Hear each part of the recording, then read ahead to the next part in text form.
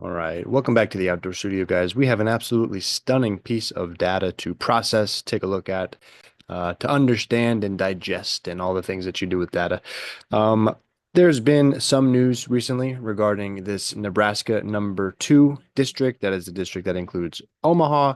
And really, the news was about, is Nebraska going to be a winner takes all election where all five votes will go to whoever wins the state, or will you have a separate electoral system where they get sort of split up here, divvied up, if you will? Um, Now, there is one district in Nebraska that will tend to vote Democratic. It's a bit of a swing district. It's gone Republican in the past. It goes Democratic depending on how the race is going. Early on, when it was Biden in the race, it was looking like that was going to go in Trump's direction.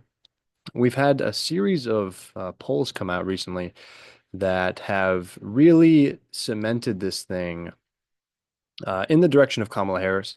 We have this poll here from CNN, SSRS. They had a series of polls that came out recently where in this particular district, you have Harris at a plus 11 advantage at this point. So absolutely stunning stuff for Harris, really pulling outside of the margin of error.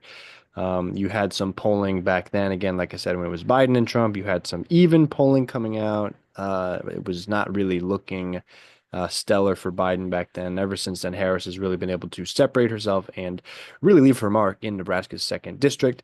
Now, there was a push, like we mentioned, to make that a winner-take-all contest. That seems that it has since failed. Trump was unable to get the legislature, unable to get the votes in that legislature to make really a last second change to that electoral map. That would have been sort of some unprecedented stuff, really challenging legal stuff as well, to really be going out there and trying to change the electoral map when we are just weeks out from the election. But anyway, they have failed in doing so, and I need to highlight the fact that this does solidify a potential pathway towards the White House for Kamala Harris. That if you didn't have this option, it becomes a pathway for Trump. Now it goes back to being a pathway for Kamala Harris. And really, at the end of the day, you want to just have as many pathways as possible. You want to have as many options, as many combinations of states as you possibly can.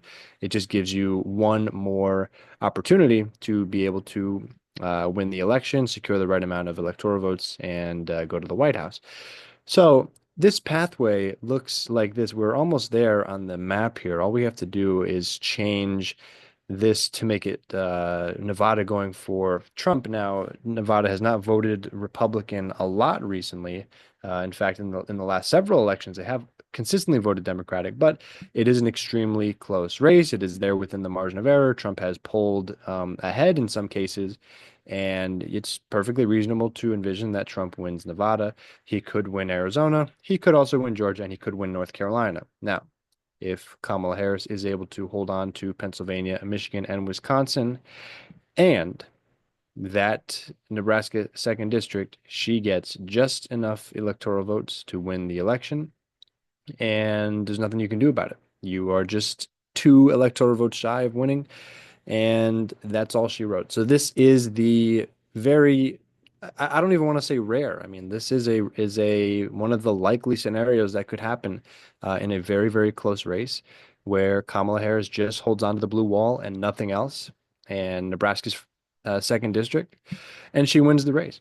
So interesting stuff there. So just another pathway, a potential pathway to victory. My Zoom is being absolutely terrible right now, so I apologize for that. But hopefully the audio came out good. Let me know what you guys think about one potential pathway to victory for Kamala Harris, and I'll see you guys in the next one.